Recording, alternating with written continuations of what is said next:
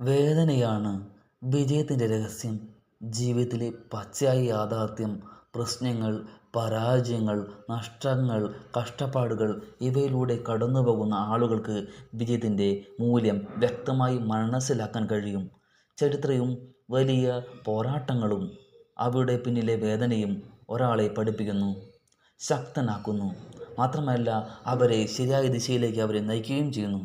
വിജയത്തിന് വേദന ആവശ്യമാണ്.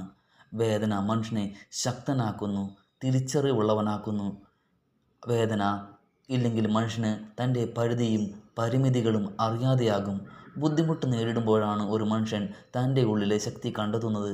വേദന അനുഭവമാണ്. പരാജയം നേരിട്ട ഒരാൾക്ക് വിജയത്തിൻ്റെ വില ശരിക്കും മനസ്സിലാക്കാൻ പറ്റും. വേദന ചില സമയങ്ങളിൽ ജീവിതത്തിൻ്റെ തെറ്റായ വഴിയിൽ നിന്ന് ശരിയായ വഴിയിലേക്ക് നയിക്കും.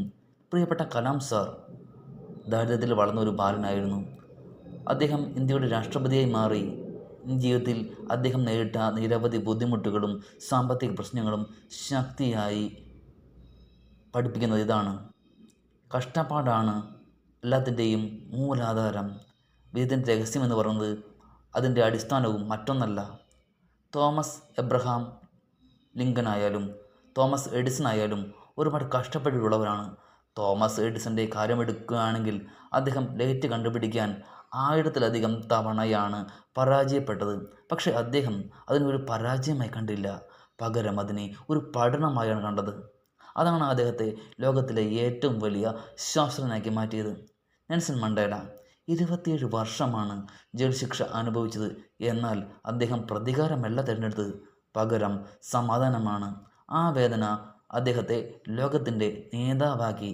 വേദനയെ വിജയമാക്കി മാറ്റണോ? എന്ത് ചെയ്യാം? വരൂ നമുക്ക് നോക്കാം. പ്രശ്നങ്ങൾ ഒരിക്കലും ഭയപ്പെടരുത്. പരാജയങ്ങളിൽ നിന്ന് പുതിയ പുതിയ പാഠങ്ങൾ പഠിക്കണം. ക്ഷമ നന്നായി ഉണ്ടാവണം, അല്ലെങ്കിൽ അതിനുള്ള ക്ഷമ ഉണ്ടാക്കണം. ആത്മവിശ്വാസം നിലനിർത്തണം. ലക്ഷ്യത്തിനെ മാത്രമേ നോക്കിക്കാണാൻ പാടുള്ളൂ. ഒരു വിത്ത് ദീർഘകാലം മണ്ണിനടിയിൽ പുതഞ്ഞു കിടന്നാലേ അത് മരമാകുള്ളൂ, അല്ലെങ്കിൽ അത് മരമാകില്ല. അതുപോലെ തന്നെയാണ് വേദനയെ അറിയാതെ ഒരു വലിയ വിജയം നമുക്ക് ഉണ്ടാവില്ല.